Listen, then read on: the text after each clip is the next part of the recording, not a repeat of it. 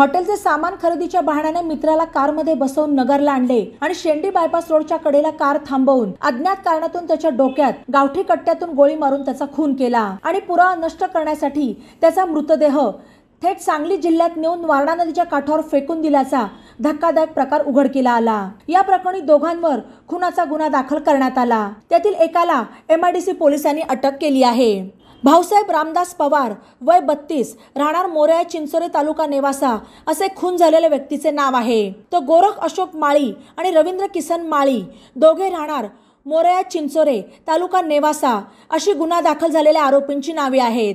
त्यातील रवींद्र माळी याला पोलिसांनी अटक केली असून गोळी मारणारा मुख्य आरोपी गोरख माळी हा फरार आहे। सांगली जिल्ह्यात कुरळप पोलिसांना अनोळखी व्यक्तीचा मृतदेह आढळून आल्याने त्याने त्याचा तपास सुरू केल्यावर सदर मृतदेह हा भाऊसाहेब पवार याचा असल्याचे समोर आले। त्यानंतर मयताचा मावस भाऊ अण्णा वसंत पवार याच्या फिर्यादीवरून कुरळप पोलिसांनी खुनाचा गुन्हा दाखल केला। सदर गुन्हा हा MIDC पोलीस स्टेशनच्या हद्दीत घडला असल्याने तो शनिवारी 15 जूनला MIDC पोलिसांकडे वर्ग करण्यात आला। पोलीस या हत्याकांडातील मुख्य आरोपी गोरख माळी याचा शोध घेत असून त्याला पकडल्यावरच या हत्याकांडाचे कारण समोर येणार आहे।